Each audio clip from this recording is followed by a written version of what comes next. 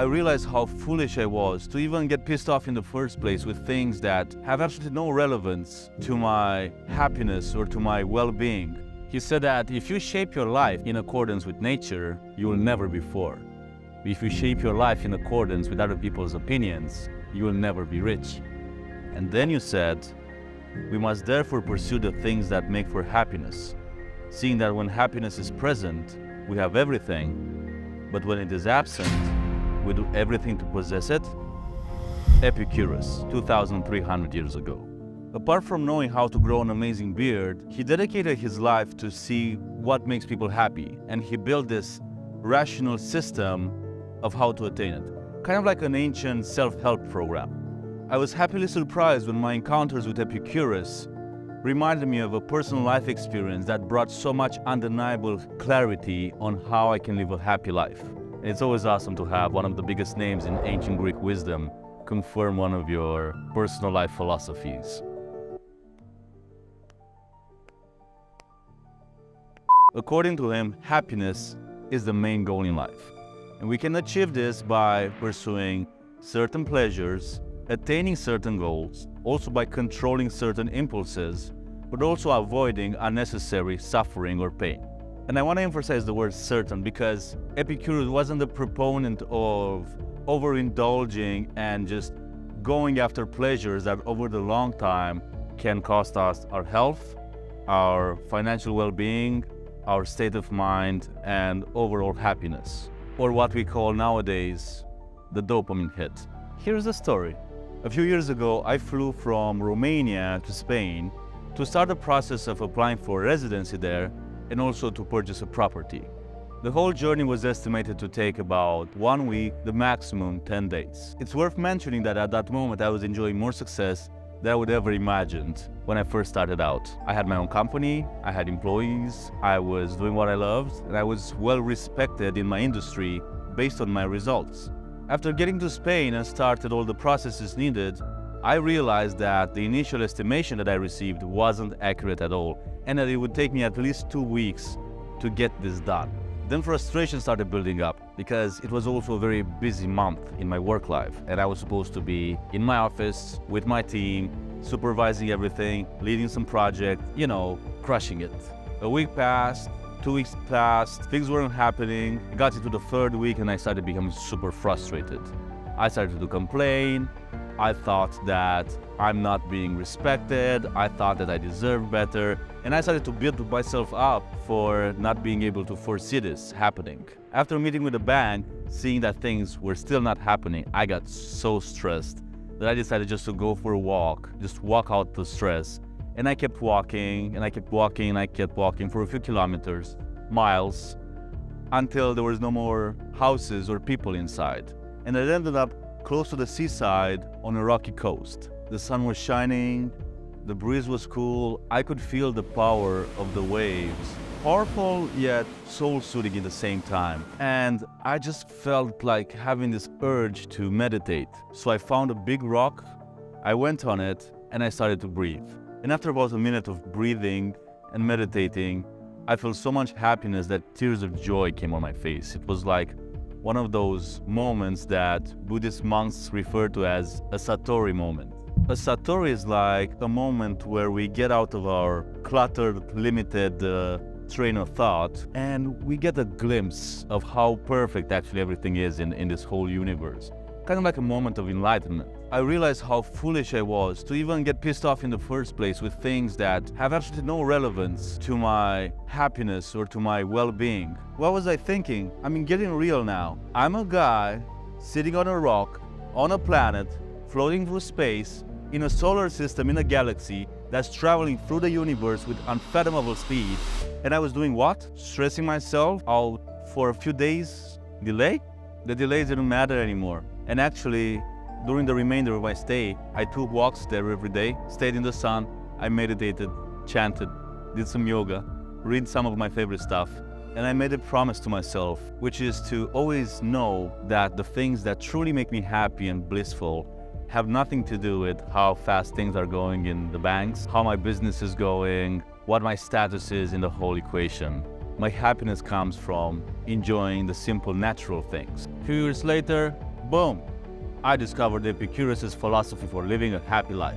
He said that as humans, we are pleasure-seeking organisms, and we also like to avoid pain as much as possible. He noticed that both in babies, but also in grown-up humans, mentioning that when we are adults, we understand that sometimes we have to go through temporary pain and discomfort in order to attain something that, on the long run, will bring us happiness and peace of mind. He said that we should follow some of our desires, and he distinguishes 3 different types of desires: the natural and necessary desires, the natural and unnecessary desires, and also the vain desires. We'll be happiest and more fulfilled in our life when we center our activities around the first 2 categories of desires, predominantly the first one, and that we should completely avoid the third one. The natural and necessary desires are the ones that we meet when we live in accordance with nature and we have our basic necessities met. He said that if you shape your life in accordance with nature, you will never be poor.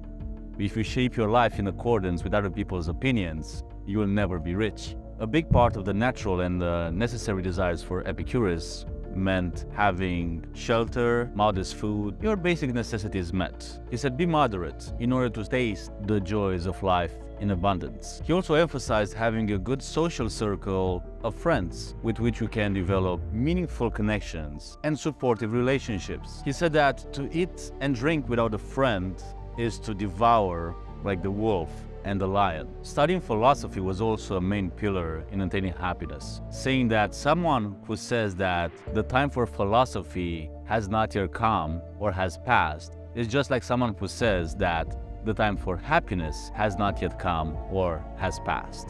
A combination of the above should be a foundation for anyone who wants to live a happy and peaceful life. The second category of the desires are the natural and unnecessary desires. They are harder to get or harder to satisfy. Things like luxurious lifestyle, like travel or expensive clothing and foods. He's not saying that we shouldn't pursue them. He's just cautioning us that if we might have them and lose them, we might become very unhappy. Or if we strive to achieve them and we don't achieve them in the first place. It's great to enjoy them, but we don't really need them.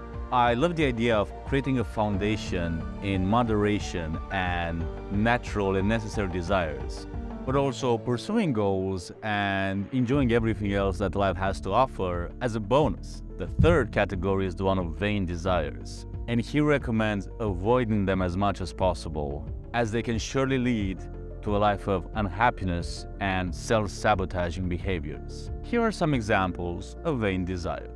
The desire for unlimited wealth or material possessions beyond what we can ever need in this lifetime. The desire for fame, power, and status. The desire for constant pleasure and entertainment, the dopamine hit. The desire for control over others or control over events that are ultimately out of our control. The thing is that nowadays, satisfying the natural desires are very easy. What's possible today for us was a dream for people thousands of years ago, and we take it for granted. In the same time, platforms like social media subconsciously encourage us to chase things that don't really make us happy, instead of centering our happiness in the natural desires and pleasures that Epicurus was talking about. We might also be chasing things that are not real, fake, right? The world of fake followers, fake claims, fake statuses, fake beauty filters. Everything's fake and empty, and we gotta ask ourselves, are we really going something that we truly want, something that we've carefully thought through, or are we just chasing things that have been programmed by the world for us to chase? My journey has given me the opportunity to travel and to meet people who basically had nothing from the second or third category, but they were so happy. And I've also met a lot of people who had virtually anything someone can want, and it was never enough. And they were always stressed, frustrated, always trying to protect their status or going after something that their soul doesn't really want. I think I was somewhere in between, and you know what? We're human and the journey is not linear. I'm just super happy and grateful that life just gave me the circumstances to realize and to value the important things in life. And I'm grateful for Epicurus.